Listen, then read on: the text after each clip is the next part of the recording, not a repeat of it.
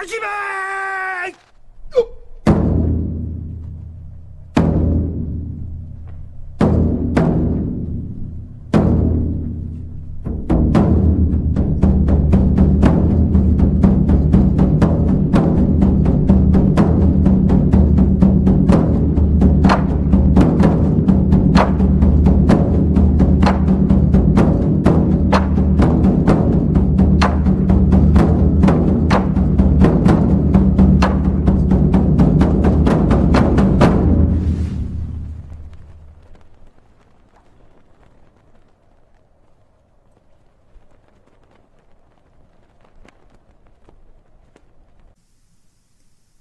Good evening, Legionaries. This is General Lance and Sergeant Barnes here. We are in a holding pattern in the skies above Libya.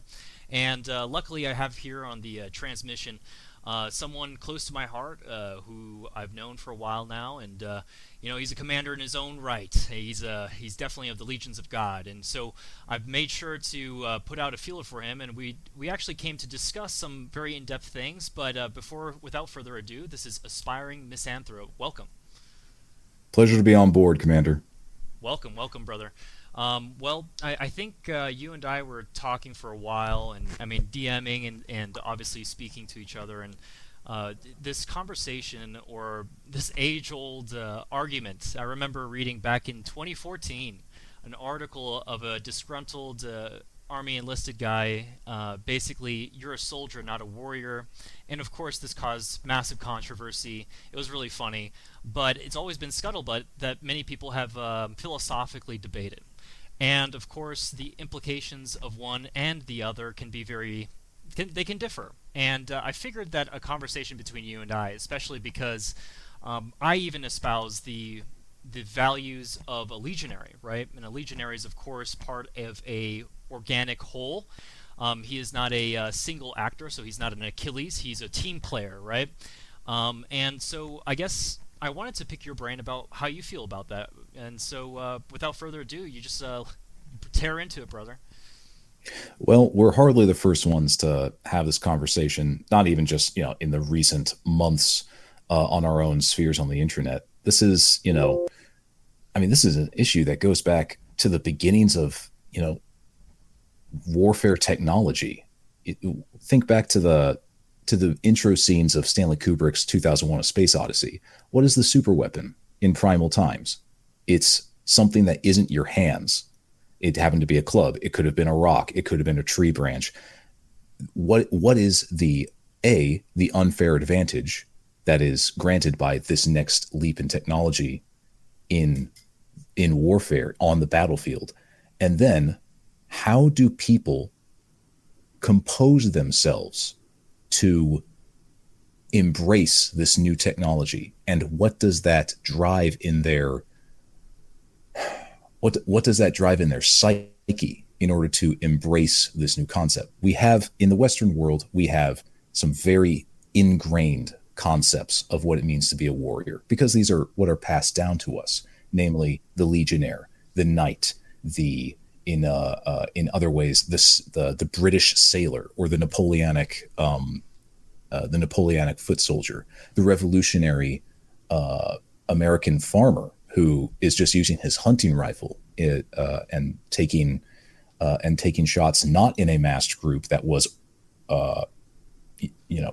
tactical orthodoxy, but he's finding the weak points, and the weak points are the exposed officers, or the people who drive that massive war machine. Mm-hmm.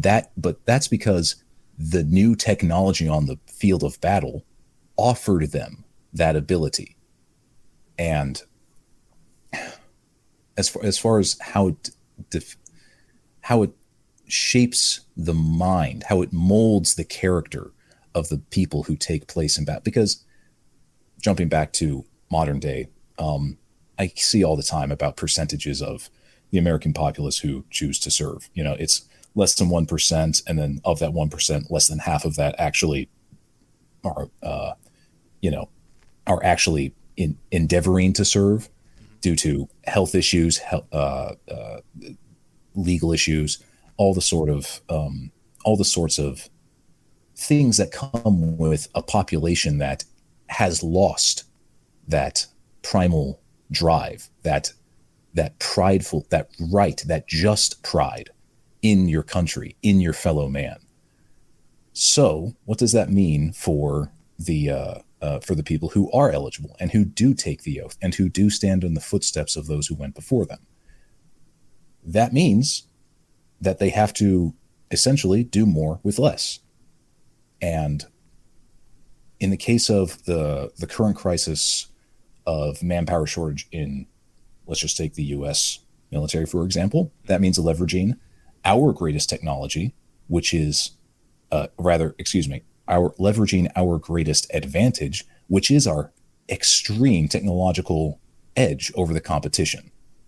That edge has been worn, that has been dulled by 20 years of a bottom peer adversary. The technological advantage offered us by those great eyes of Sauron, those huge observation posts on forward operating bases that could scan for miles of the desert. They weren't actually that effective because I've heard stories, and people who've actually been to the desert will gladly correct me if this is indeed true. But our adversaries would just crawl through stream beds filled with crap, filled with human refuse in order to implant IEDs. Huh. They would subvert, they would circumvent our enormous technological advantage over them with wool blankets and willpower. That's how that's how our technological advantage has afforded us this precarious position of having incredible effects, but dimming the spirit and the will to act. Yes, so I agree with you. It's this idea of basically trying to, how do you say, crushing yourself for so long causes a muscle to atrophy. And I think there is this thing in America where when foreign policy advisors, and I think that it has to do with something deeper, right? But in my mind, it has to do with the fact that we don't believe in the divine. I know that sounds kind of wacky, but follow me quickly.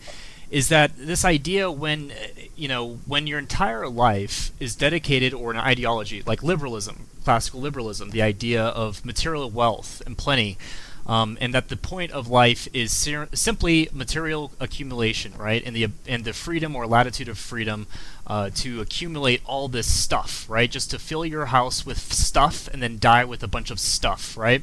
Mm-hmm. Well, when you start doing that, ultimately it leads to extrapolations writ large where man isn't willing to die when the whole point of life is the time that we're here, right, on this earth. And therefore, if you're going into battle to die, it has to be for an extremely good reason. And there's hardly ever a good reason if your reasons are all material, because even servitude and slavery are preferable to death in the mind's eye of such a person, right?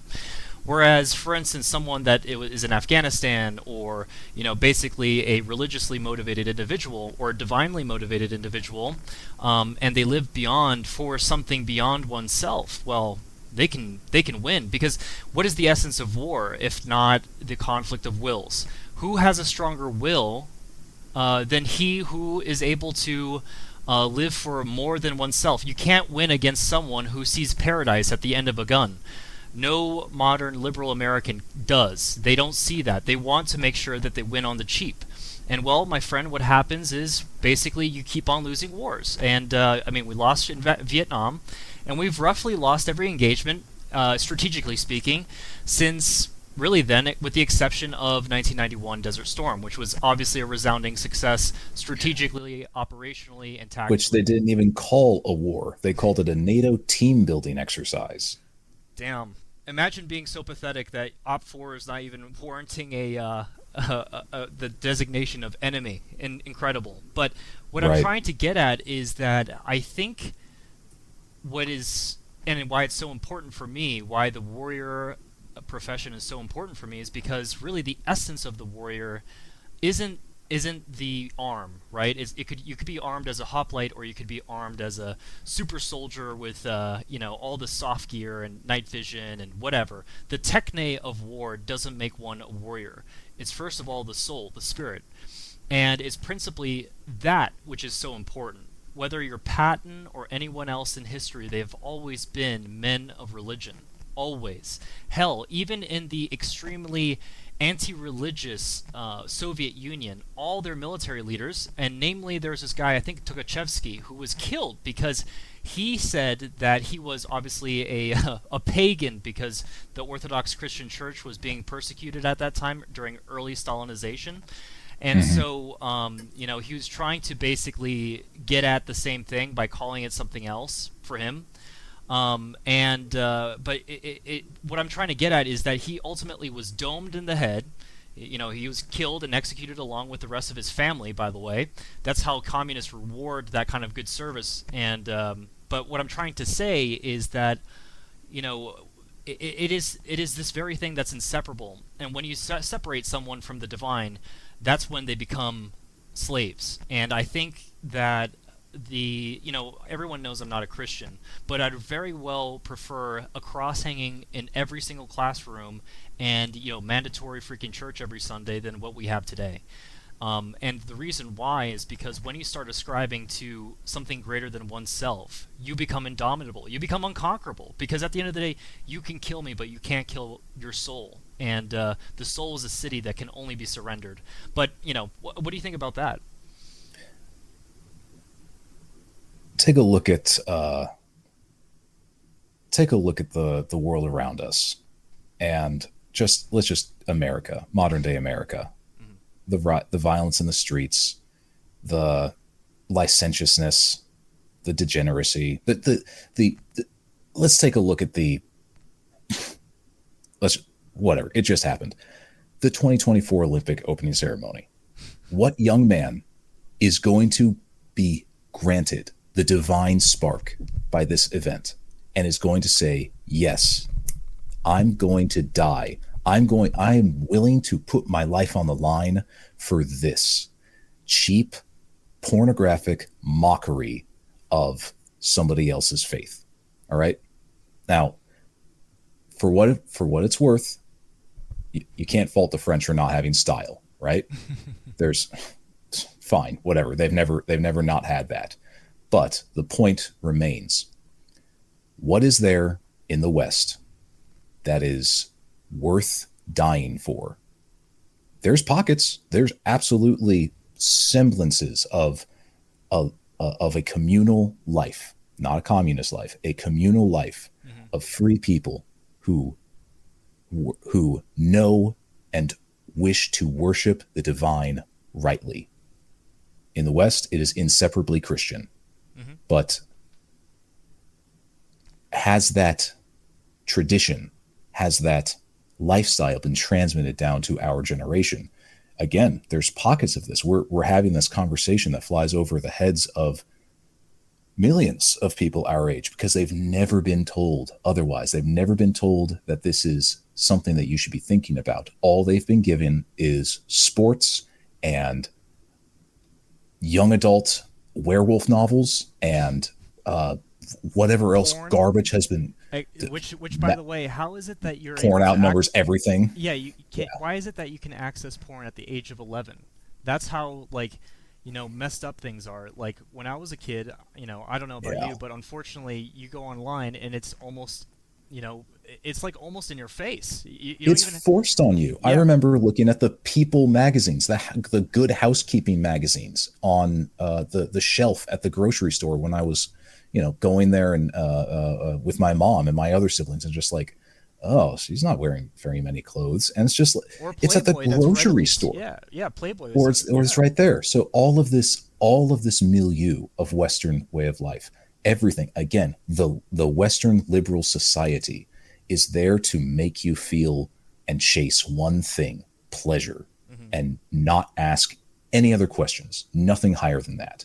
It's all sex and drugs and rock and roll, the anthem of the boomer generation. And Well, they've played How themselves does to one the step? devil's fiddle, right straight to hell. Because look at them now. I mean, they are the most. Uh, I guess what I'm trying to say is all the evils that they have caused, not just to themselves but to the world and to America, is coming to roost. And Yes. just to quickly, I'll let you keep on talking because you're in a good Mhm. vein. But you say the French have good taste. I mean, I disagree. Well, they have good style, not good Yeah, taste. yeah, that was terrible taste wise. But I get what you're Yeah, saying. But either way, whether it's chains of gold or chains of steel, you're still chained and you're still a slave. I mean, at the end of the day, if precisely. that's the thing that people don't understand. A humiliation ritual can be well done and can have millions of dollars spent on it, but it's still a humiliation ritual. It's a triumphal basically procession of the state religion for them, and And look how ugly it all is. Look how discordant it is. It's all monkeys in a cage. yep. It's so discordant, and it's what divine chaos would resemble. That nothing makes sense. That everything is inverted and turned on its head. So just to focus back, just to steer back into like the mind of young men today, because young men, I'm not hearing any other arguments from anybody. It's young men who die on the field of battle. Hmm. It always has been, and it always will be. And they are the ones who are either. And I pulled up the quote just to make sure it was right. Hmm. Out of every 100 men, 10 shouldn't even be there. 80 are just targets. 9 are the real fighters, and we are lucky to have them, for they make the battle. Ah, but the one is a warrior, and he will bring the others back. Hmm. Heraclitus from 480 BC, a veteran, a man who lived through both Persian invasions of the Attic homeland, a man who saw his native civilization, his entire way of life, on the brink of annihilation. And what did he come away with that? Oh yeah, yeah, there's still people who are totally worthless. There's still people in my camp who are totally worthless. There always will be. And 80% of the guys in this army, this rebel alliance, this scrappy this scrappy young bucks, they're just little more than cannon fodder. No, 10 people are going to make this happen out of 100. One of them is going to be a hero. And this is ancient knowledge. How it it is actually reflects the Pareto distribution, the 80-20 rule, from 2,000 years before that was proposed. Hmm. But what is Heraclitus trying to drive at? You must. There will always be a certain subsect of the population who see the higher goal, who are granted in other words, the ethnogenesis myth, right? They see the story of their homeland and they say, whatever. 80% of people just go along, all right? They're NPCs. The other 10%, the top 10%, they are the ones who are going to live out that story. They are going to embody it. They are going to make preparations, prepare their bodies and minds and souls. And what do we see in modern day America? The small the small subsect of men who do take that step, to make of themselves an avatar of their national myth, their national mythos, rather, and create of their body and mind and soul someone who is of indomitable spirit. How do we treat those people? We either call them broken and we say that they need to go to counseling, or we get really, really uncomfortable This feminized society gets the ick, and we just shuffle them off to the side and let them do their own thing. Or if they've done a really good job, then we press them, drag them from court in front of war crimes for all sorts of issues. And we don't have to, relay all of the issues that, naval special warfare has been through in the war on terror. But and SOCOM and all the rest. I don't want to make anyone mad, but it is absolutely a travesty how many of that 1% of warriors, of warrior types, are completely maligned and completely ousted by civilization. But that's also part of the game. It's not just Heraclitus who's making this observation. This is the writings of the Greek playwrights. Ajax is the play of a man who comes home from war and literally cannot reintegrate because his mode is war. He is the one who makes society safe, and they reject him for it. Well, I mean, I don't know how much you read of Nietzsche, but it certainly is always this case where in the hierarchy of man, the low and the botched and the bungled, they resent the superior one, right? And this is both men and women, right? And I think it's a number of different issues, but first and foremost, if I had to name one, it's the dereliction of the spirit and the soul. I think this is something that really people take for granted. They think it's hokey, they think it's superstition, but remember that ultimately humans are fundamentally wills incarnate, right? And if your will is fundamentally degeneracy, it's rot. It's and let me use less Christian terminology because I'm not even a Christian. So let's actually use it in scientific terminology, right? Well, when people are basically junkies, right? They're junkies for the easy pleasure, this or that. They misconstrue the immediate positive rewards for long-term positive ideals, right? So let's say someone who's a druggie, like opium, right? Yeah, it's probably the greatest high you'll ever experience. Well, let's say material high you'll ever experience, right? But for the rest of your life, you are a slave to the passions of that drug. I mean, both physically and mentally. And slowly but surely, it will lead you down the path of evil. I mean, for instance, once you become a druggie, you'll start probably resorting to prostitution or crime. Both men and women prostitute themselves, unfortunately. They both commit larceny and so on. And what's worse is that the crime that they purvey has further negative externalities. So that means that they'll bring crime into a previously peaceful and coherent community. They will proliferate drug use because what happens with these types is that they always need to do the dirty deed of getting Confederates into their lifestyles. They need other people to do so. And so there is no such thing as an individual. We are always a team. And what happens with one is we are the measure of the weakest link, right? And I think what's happening in the United States, and even though the United States has the most churches per capita, it has all this and that and the other thing, we are still drowning in this this pathetic materialism. And I think this is what the world is revolting against. And now, I don't want you to misconstrue me, misanthrope. I want you to understand that I'm a big patriot, right? I believe in America. But I don't believe in what like America is today. I believe in what America has the potential to be tomorrow. And what we have been in the past, what we truly have been. You know, the 17 and early 1800s America was beautiful. It was a dream.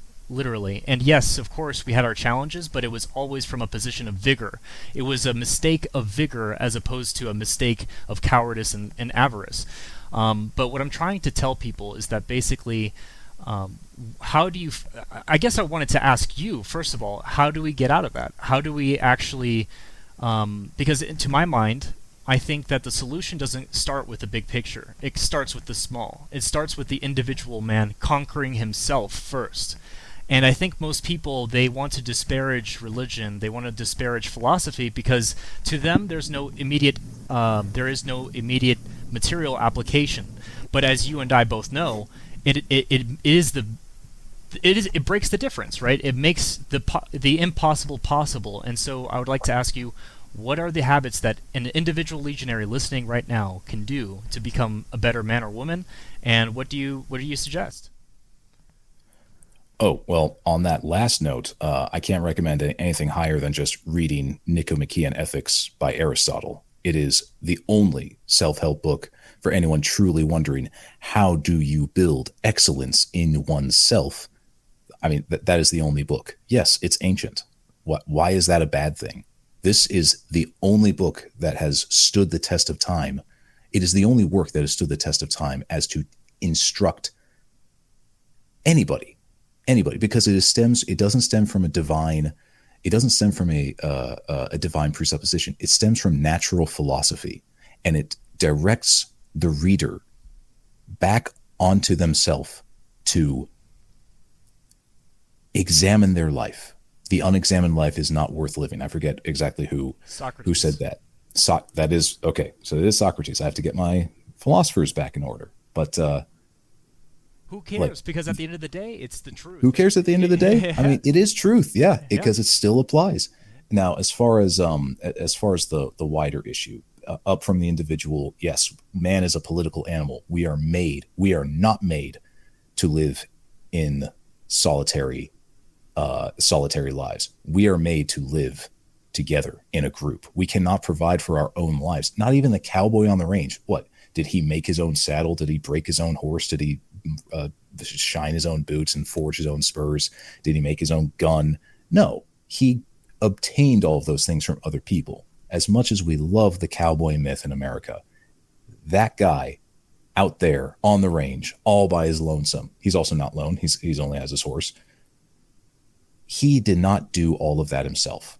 That's not to say it's an Elizabeth Warren throwaway line about you didn't build that, but say he doesn't. He is not a solitary animal. He relies on other people for the things to empower his and to fulfill his own life, or to help him fulfill his own life. As far as what breaks through this false ceiling in modern society to let all of this clearly highly tensile, highly coiled strength of a young populace who is absolutely desperate for higher meaning in their lives. Look at the rise of someone like Jordan Peterson, who of recent times cannot put a coherent sentence together because he's basically ran out of ideas, because he refuses to accept the proposition of a divine cause for anything. How do you break through this secular presupposition of liberal Western society? Well, I don't know the how, but I know that if the church doesn't figure itself out and offer that outlet for young men, then somebody else will.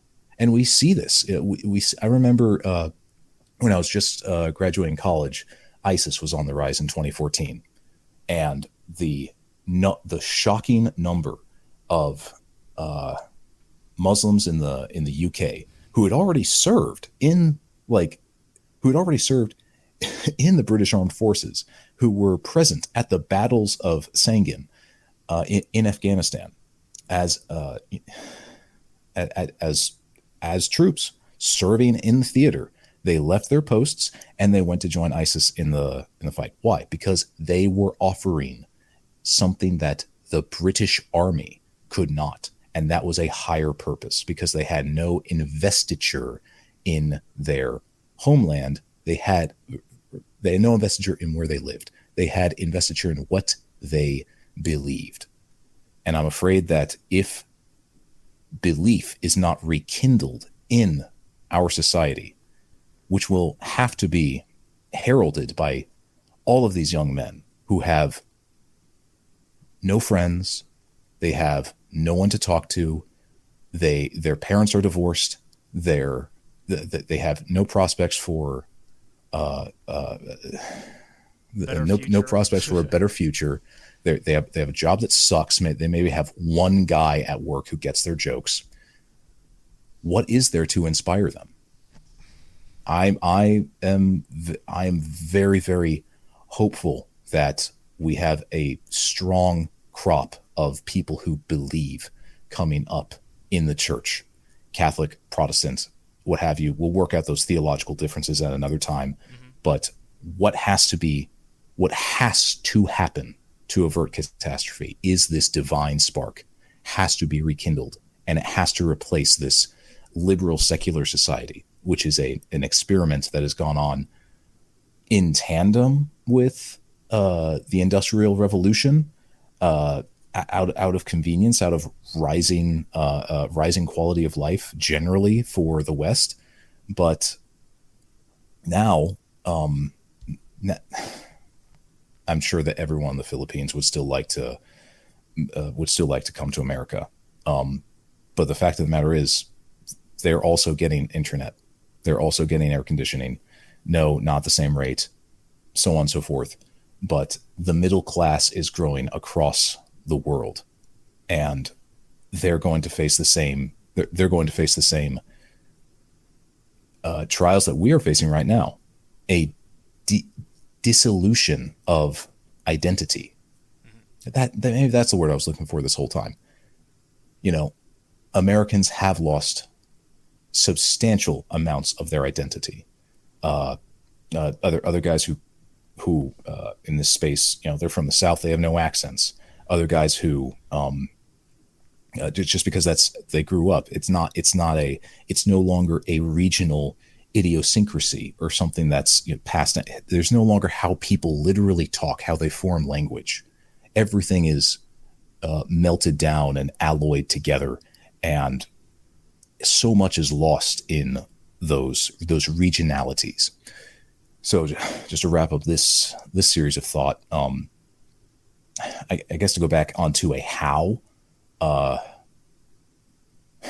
honestly, well, here's a story. When I first signed up for service, I always had an out, right? I always had an out because I was coming in right at the time of about the 2016 election. I was like, oh, okay, well, if this is the way I can go, then I can always just drop it at the end.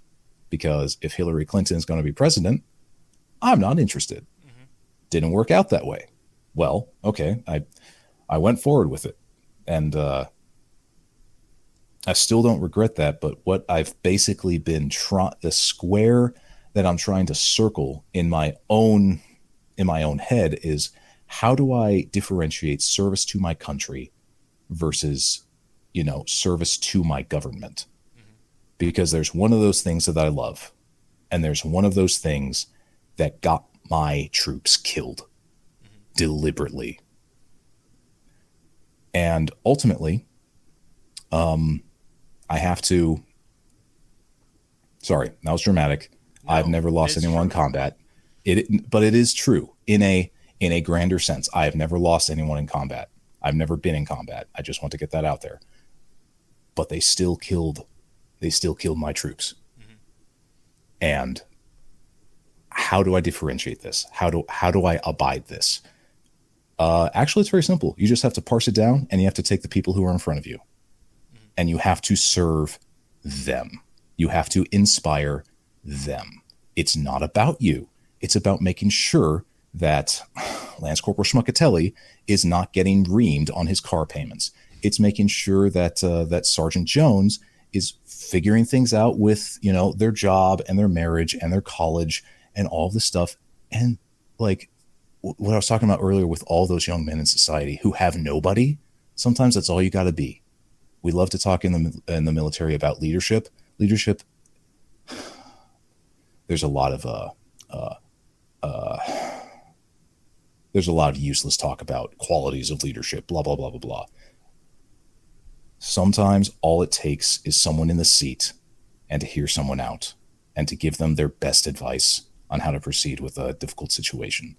And that's all it takes to avert someone from making a bad decision. Then that realization, like, that kept me from just dropping everything, because there's still people out there who there's still people out there who just need someone to talk to. No, I agree with you, and I think, I guess what I'm trying to get at is more than that, and this is something that's been that is becoming more prevalent. And if you've watched Fight Club, you understand this, right? The whole line about we don't have a great war, we don't have a great depression. We basically, the depression is our lives, and the fact is that our war is spiritual. And let me tell you what that means in a deeper sense than merely like the superficial forms of how this takes on. So, what is a spirit? What is the divine, quote unquote? What is this? Basically, it's purpose. What you call identity is really just purpose, right? And at the end of the day, the reason why what's happening now is what's happening is because fundamentally a materialistic lifestyle is corrosive. It's caustic to a spiritual one.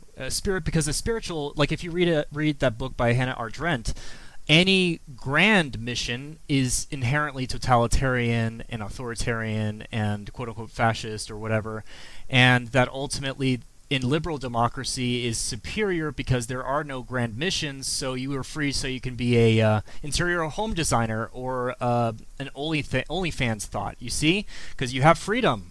And so what ends up happening is that basically, even in the time of the 50s, there's this guy called Viktor Frankl, and he has this book which is great, and it's Finding Meaning, and he talks about like logotherapy, which is basically the purpose of giving people their why, right? And he doesn't pretend that he fixes people's symptomatic pains. He says that life is inherently painful. But it's just like Nietzsche says, anyone who has a why can endure anyhow. And what I'm trying to tell people is the reason why things are becoming so painful and really just awful is because of the lack of meaning. And meaning is systematically denied to anyone, because ultimately the only meaning that is allowed to you is that which can be universal. And anything universal really is just simply untrue, right? Because it's meaningless. I mean, at the end of the day, everyone can eat at McDonald's, everyone can drive a car or whatever, everyone can do X, Y, and Z. It's not the things that make us common which make us full of meaning or purpose. It's those things which set us apart, which makes us exceptional, that gets people to live and die for. The reason why the Islamic world, especially, I mean, people think that the MENA, which is the Middle East and North Africa, they believe this region has always been characterized by backward thinking or whatever they call it. But remember that in the 50s, 60s, and 70s, that, these places were heavily, secularized. Iraq was a secular state. Afghanistan was a Soviet communist republic. People don't understand that ultimately the that was the pan-Arab dream of Gamal Abdel Nasser, a pan-Arab secular state that would basically reignite an empire in the ashes of the Ottoman Empire. Sorry, go ahead. No, exactly. But look how it fell apart. It didn't fall apart because of obviously there's material reasons, but it fell apart because it's not evocative enough. I mean, why? I mean, this is the call to duty of of basically a yeast, right? Yeast, if you put it on a petri dish, it keeps on expanding for no true purpose. It just does it, right? But if you're able to give, first of all, yourself purpose and those around you and your team a purpose, then you can excel. Then you conquer, because really that's where the will is able to overcome the trials and tribulations which you may face in life.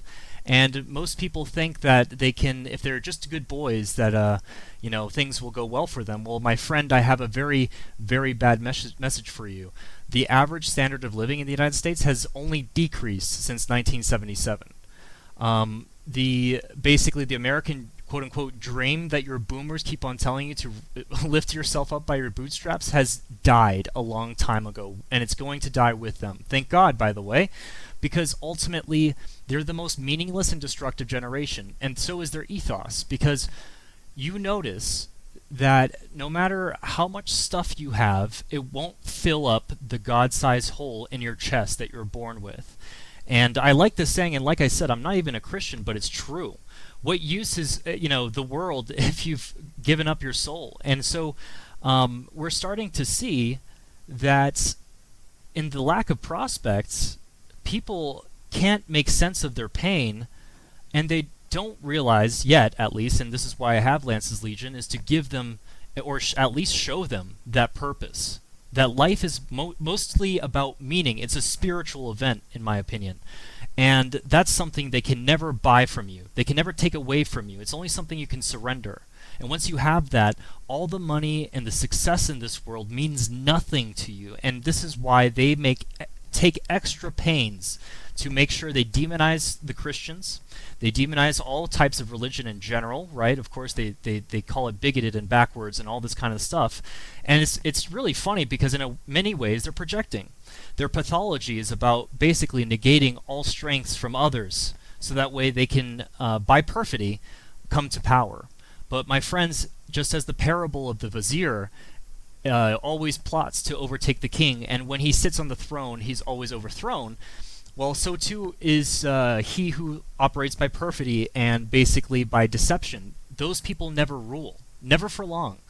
And rightfully so, because really a life of integrity breeds integrity. A life of honesty breeds honesty to others and yourself. And so I guess why we kind of talk about this, just to bring it full circle, we talk about the dichotomy between a soldier and a warrior.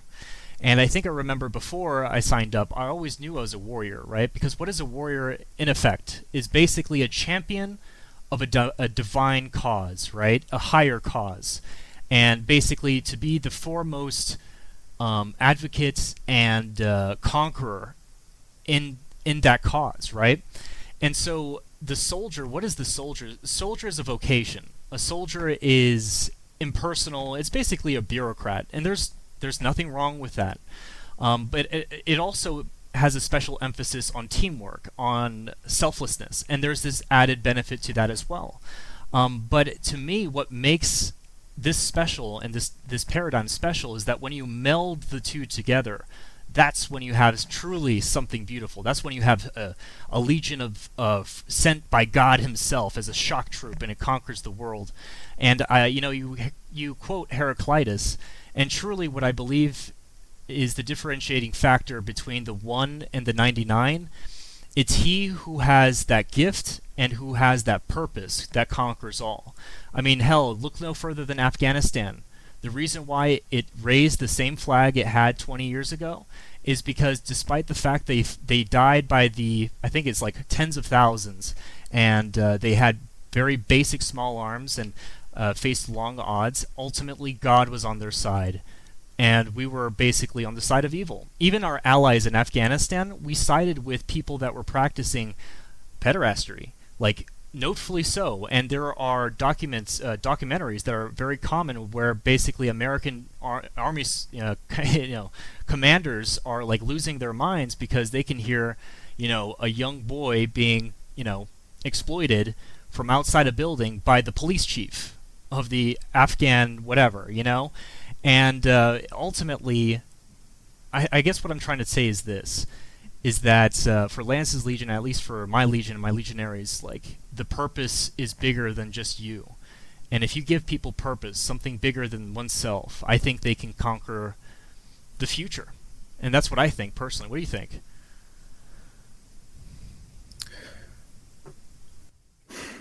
I think that your comment of a God-shaped hole in the heart of every human is very telling. And it personally, so I am a practicing Catholic, and in my own prayers, I've stopped saying that we pray for eternal life, and instead we pray for eternal salvation. Why? Because we presuppose that there is eternal life. If you believe in an afterlife, then your soul is not something that dies and goes away. It is something that immortal. It is something that is immortal, and that this vessel, this mortal coil, is something that is preparing your soul for that eternal life.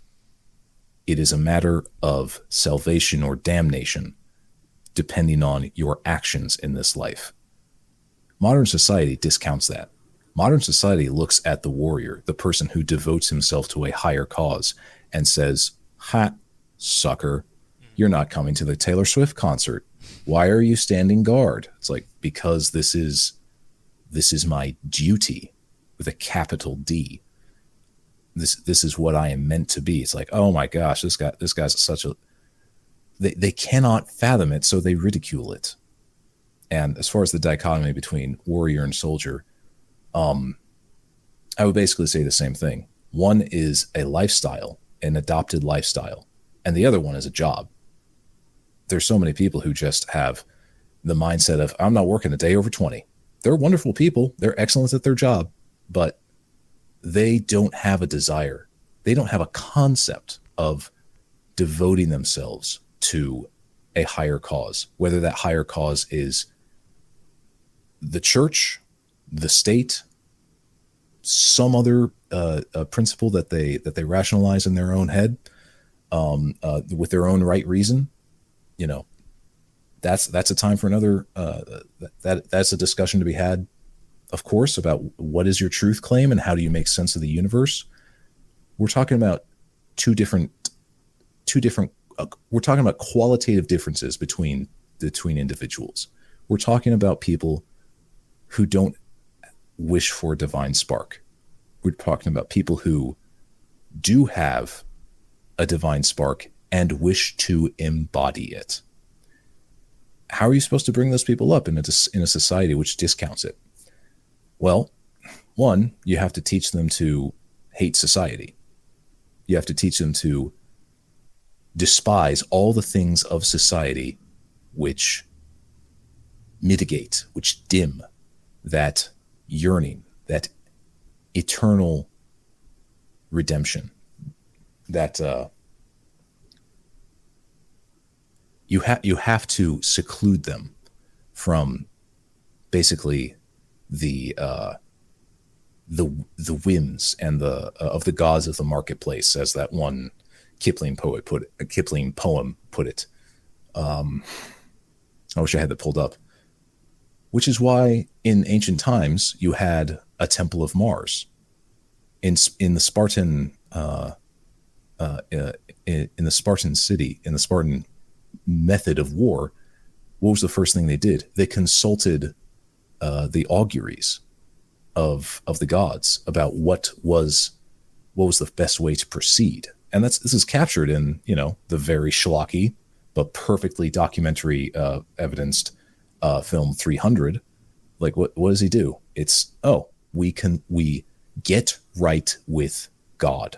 We get right with God before we go do anything. That is a warrior society. We don't it's not shoot from the hip. It's not cowboy stuff and I know I'm drawing upon a bunch of pop culture references, but this is what society feeds its people. It's the closest approximation to what we're talking about. Right. Of course, I understand. Yeah, exactly. And just as far as there's plenty of films about this as well, but the best one that comes to mind at the moment about a warrior, a true warrior who is living in a society that disvalues, that denigrates his profession, not by persecution, but by apathy.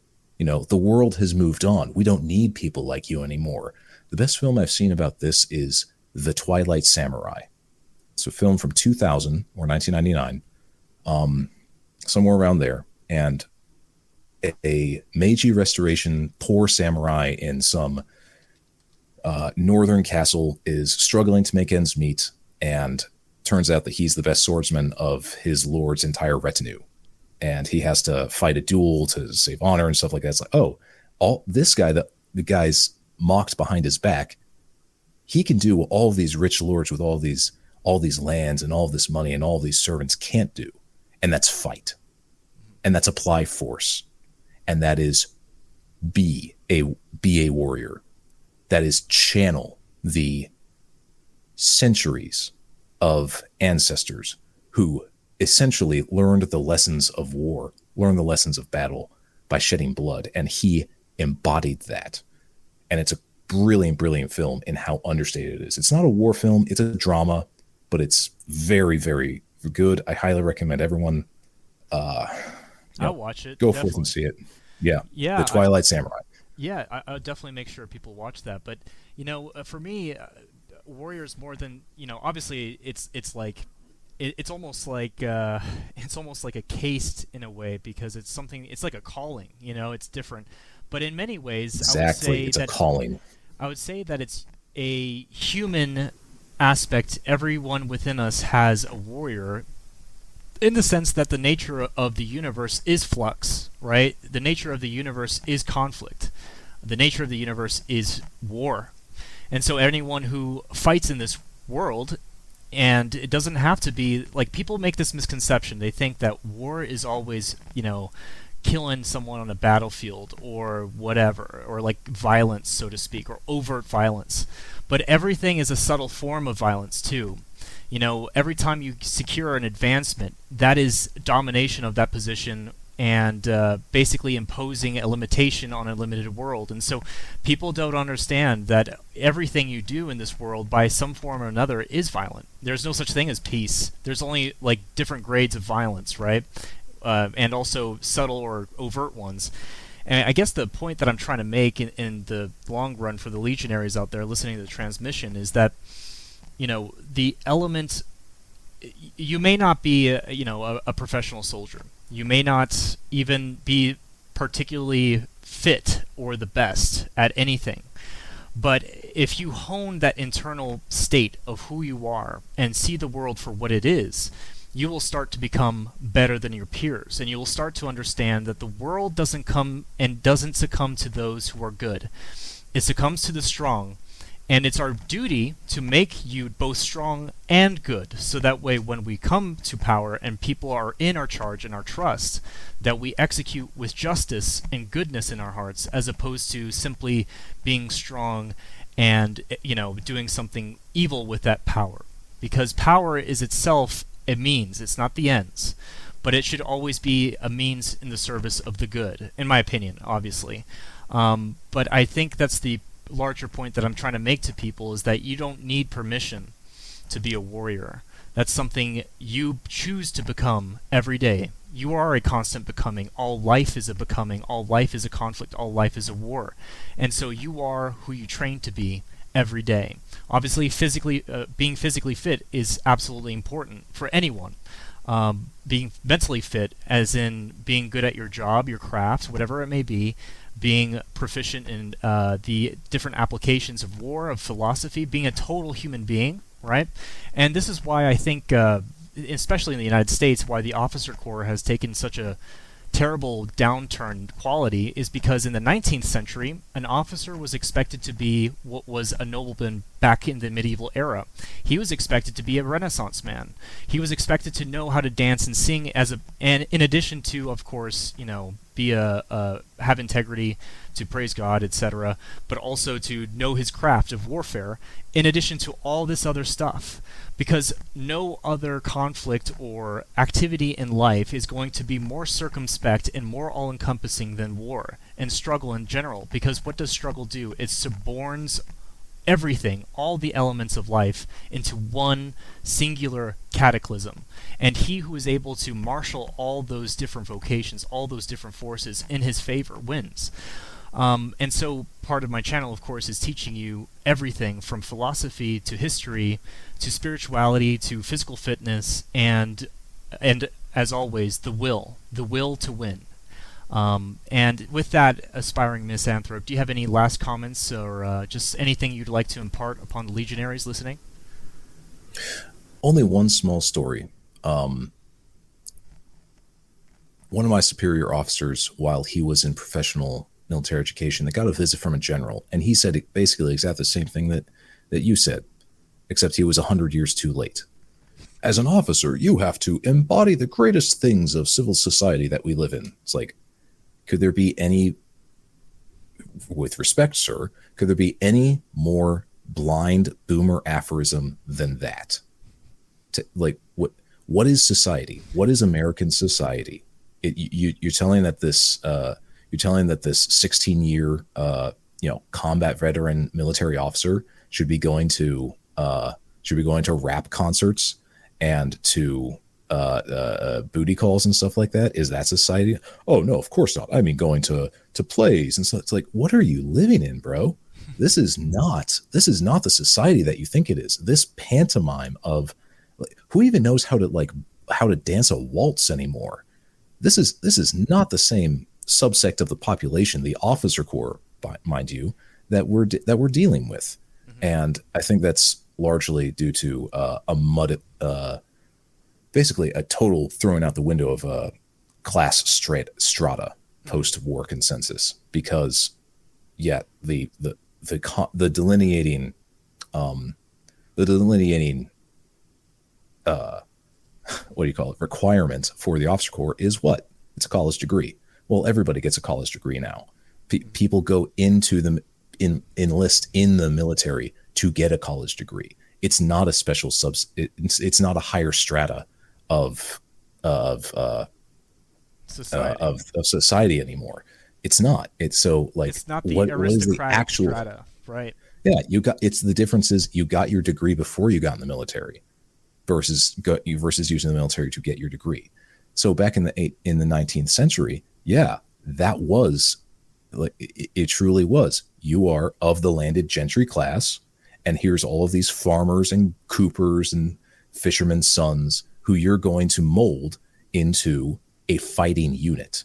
And you're going to go forth and you're going to conquer in the name of Britannia, in the name of America, in the name of France, in the name of Russia, et cetera, et cetera, et cetera.